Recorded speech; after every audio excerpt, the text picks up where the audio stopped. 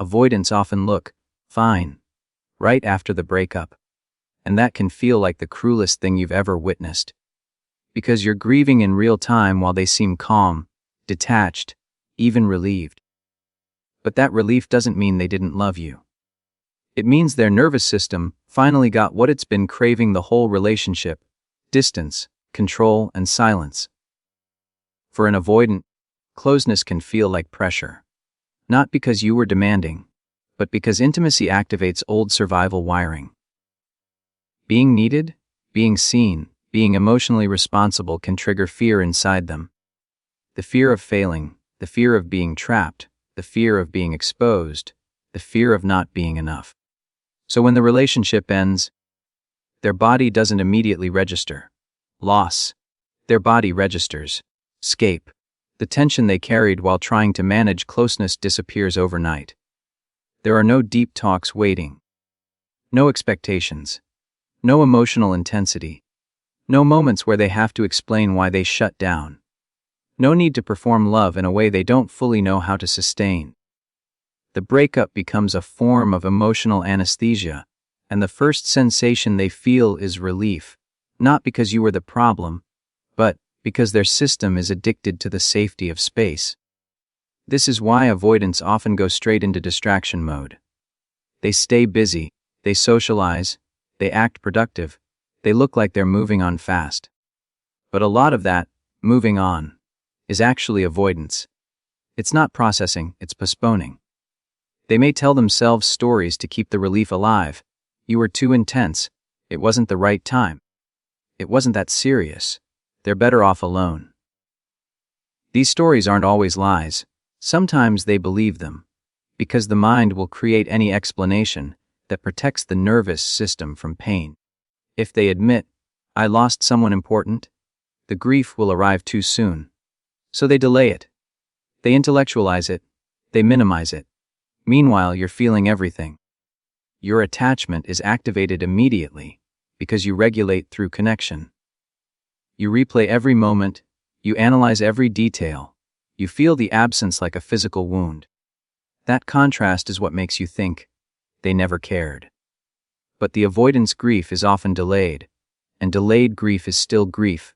It just shows up later, and sometimes it shows up harder. Because relief has an expiration date. At first, the quiet feels peaceful. Then the quiet starts to feel empty. Days pass, routines shift, and the reality begins to settle in, not in their head, but in their body. The emotional noise of the relationship is gone, and now there's space for memories to rise. And when memories rise, feelings rise with them. They start remembering your voice, your presence, your loyalty, the way you tried. They start noticing the absence in small moments, the message that isn't coming, the laugh that isn't in the room, the comfort that used to exist without them asking for it. And here's the painful part. They often start appreciating you more when there's no longer any pressure to show up for you. That's the avoidant paradox. Their system can access tenderness when it's safe, and safe often means when the relationship isn't demanding anything from them. When you were together, love required courage. Love required consistency. Love required emotional presence. After the breakup, love becomes memory, and memory doesn't require them to risk rejection. Memory doesn't require them to answer hard questions. Memory doesn't require them to change. So their heart can finally open, but it opens in the wrong timing, when you're already gone. Then the second phase begins, the pain later. Not always dramatic. Sometimes it's quiet regret. Sometimes it's a sudden wave at night. Sometimes it's seeing something that reminds them of you and feeling their stomach drop. Sometimes it's realizing no one else makes them feel as understood, as accepted, as safe. Sometimes it's the shock of discovering that freedom, without connection, isn't peace, it's loneliness. And this is when the avoidant can start hovering, checking your stories, asking about you indirectly, sending a small message to test if the door is still open. They don't always come back with accountability at first, because accountability is still scary. But the pain is now loud enough that they want relief again, and the easiest relief is access to you. That's why avoidants often suffer more after the breakup, because their grief arrives when their defenses finally get tired, when distance stops feeling like safety and starts feeling like the consequence they didn't expect to feel so deeply. The breakup activates an avoidance attachment system in a way the relationship often couldn't, because inside the relationship, closeness feels like pressure. It's not always the person. It's the emotional demand of intimacy itself. When you're together, their nervous system is on alert, scanning for expectations, conflict, vulnerability, or moments where they might be required to show more than they feel capable of showing. Even when they love you, their body can interpret love as risk. So they manage that risk by deactivating, turning down emotions, focusing on logic, staying busy, becoming distant, minimizing the bond.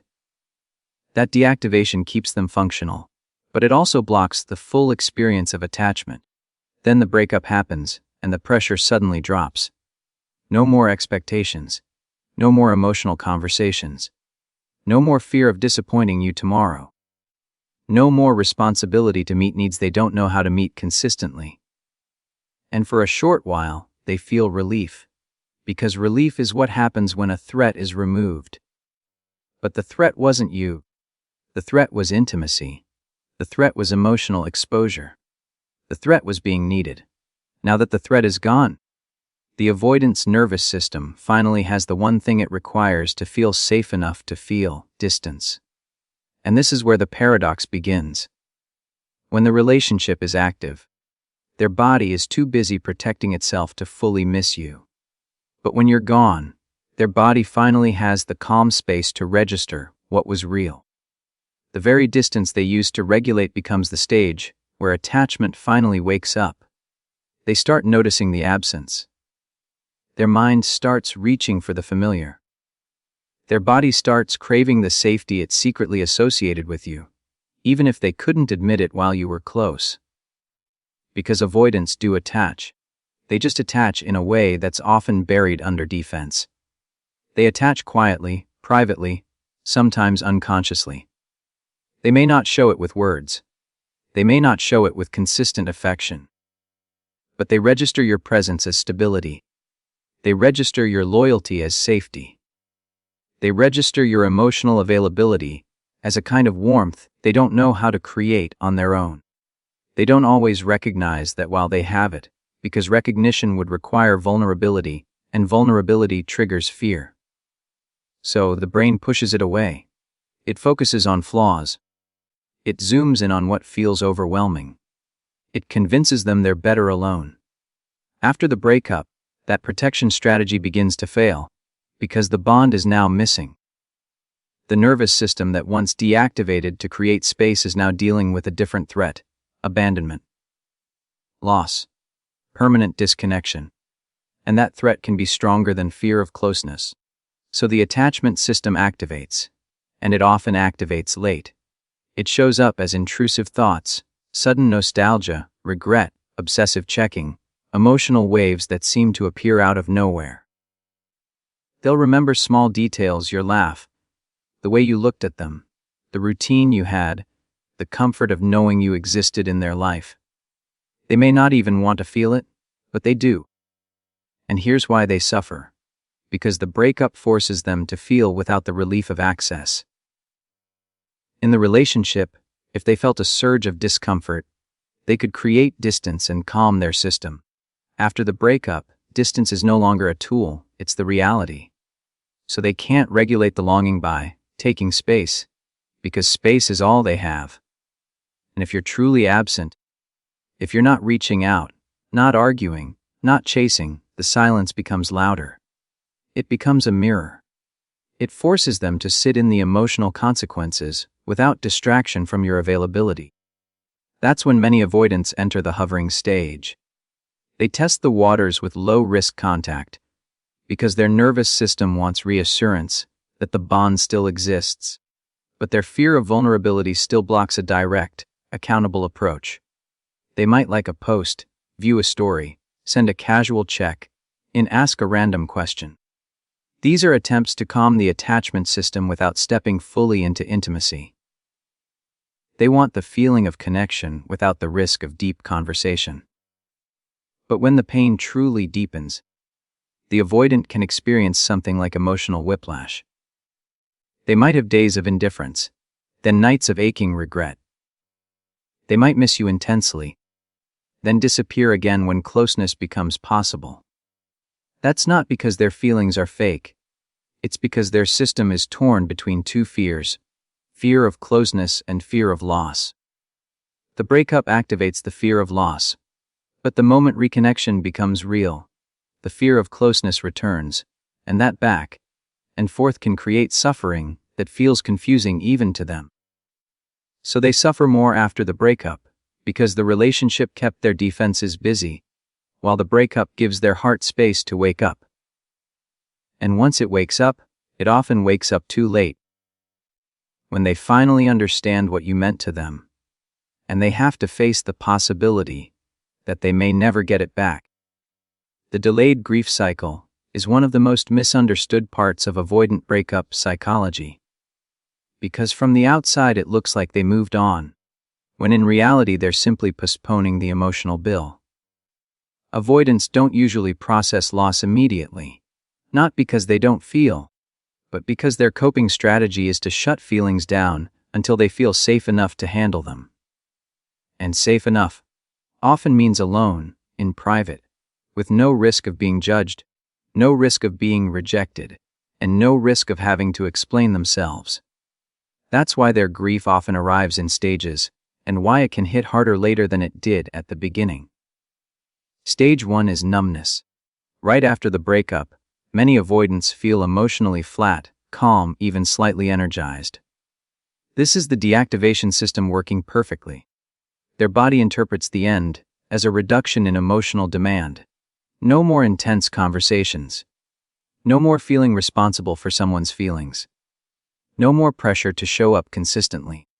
The nervous system relaxes, and numbness becomes a shield.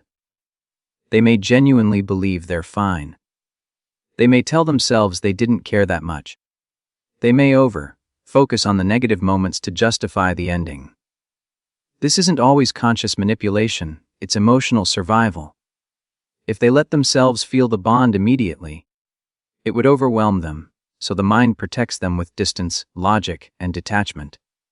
Stage 2 is distraction. Once the initial numbness settles, they fill their life with motion. Work, friends, gym, scrolling, travel, new routines, even flirting or rebound attention. The goal is not always pleasure. The goal is avoidance. Distraction keeps the nervous system from going quiet enough to feel. Because quiet is where grief lives. Quiet is where memories rise. Quiet is where the truth becomes loud. So they stay busy, not because they're thriving, but because they're running. They may appear unbothered, but being unbothered is often just being constantly occupied. Stage 3 is nostalgia. This stage usually arrives when the distractions stop working, or when something cracks the protective shell: a song, a smell, a familiar place, a photo, a date, a quiet Sunday, a moment when they feel lonely. Suddenly, the brain stops focusing on what was overwhelming and starts highlighting what was comforting. They remember your softness, your loyalty, the way you tried, the safety of your presence. They begin to romanticize the relationship, not necessarily in a fake way, but in a selective way. The mind starts playing the highlight reel, because now the bond is no longer demanding anything from them. In memory, there are no expectations, no conflict, no pressure, just warmth. This is why avoidants often miss you more when you're gone than when you were right in front of them, because memory feels safe while intimacy felt risky. Stage 4 is regret. Regret is the stage where nostalgia becomes painful because it turns into realization. They start connecting dots. They start seeing patterns. They start noticing that you weren't too much. They were too avoidant. They begin to understand that you weren't asking for perfection, you were asking for presence. And they remember the moments they chose silence instead of repair, pride instead of vulnerability, distance instead of love. This is where guilt can appear, especially if you've gone quiet and truly detached, because your silence removes their ability to blame you for the discomfort. Now it's their discomfort, and it points back to their choices. Regret can show up as late night spirals, sudden emptiness, emotional waves that surprise them, or obsessive thinking about what they should have done differently. But here's the key. Regret does not automatically equal change. Regret is pain. Change is work. An avoidant can regret losing you and still not be ready to rebuild in a healthy way. They may reach out during regret for relief, not for repair. They may hover, test the waters, send breadcrumbs, because direct accountability still feels dangerous. This is why the delayed grief cycle matters for you. If you don't understand it, you might chase them early, thinking they don't care, or you might fall for late regret, thinking it means transformation.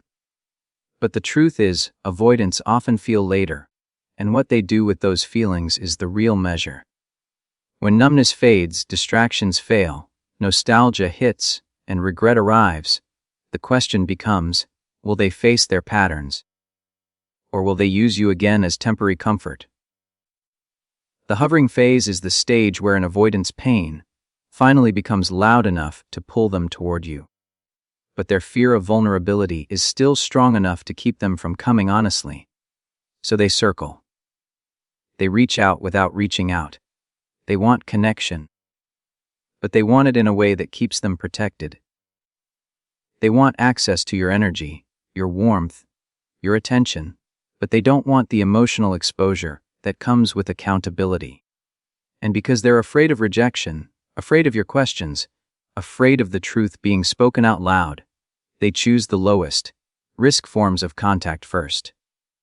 Hovering often starts silently. They watch your stories. They check your profile. They read old messages. They accidentally, like a post or react to something. These are small ways to feel close without being fully seen. Then it turns into breadcrumbs, a casual, hey, a random meme, I hope you're doing okay, a question about something trivial. The message looks innocent, but the purpose is usually deeper. It's a test of whether you're still there. A test of whether the door is still open. A test of whether you'll respond the same way you used to, fast, soft, forgiving, available. This is why the hovering phase can be so psychologically intense for you, because it activates hope. It makes you think, they miss me. They're coming back. They're changing. And they might miss you. They might even be hurting. But hovering is not the same as repair. Hovering is often an attempt to regulate their nervous system with your availability. They're uncomfortable. And they know your presence used to calm that discomfort. So they reach for the easiest relief, a response from you, a sign that you still care, a small piece of connection that reduces their fear of loss. The avoidant is torn in this phase. One side of them is longing. The other side is self-protection. If they come directly and say, I'm sorry, I was wrong, I want to repair, they risk your anger. They risk you saying no. They risk humiliation. They risk facing the full impact of what they did. That's terrifying. But if they stay silent, the loss feels permanent, and that's terrifying too. So hovering becomes the compromise, connection without full exposure.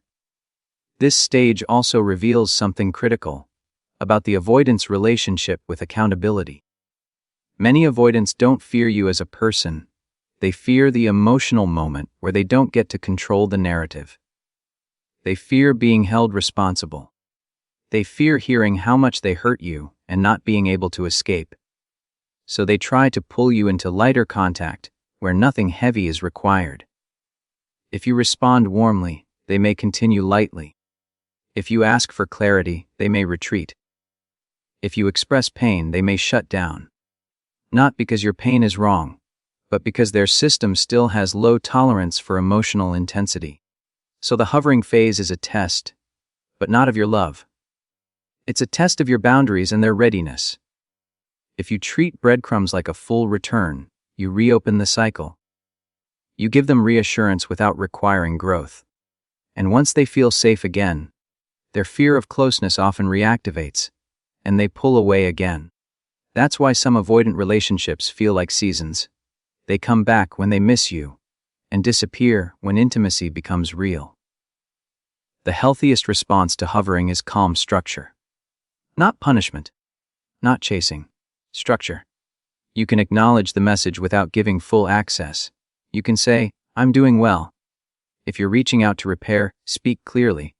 You can say, "I'm open to a real conversation, but I'm not available for vague check-ins." These responses do something powerful. They remove the middle zone. They remove the comfortable limbo. They force truth. And here's the key: a person ready for repair will rise to that standard.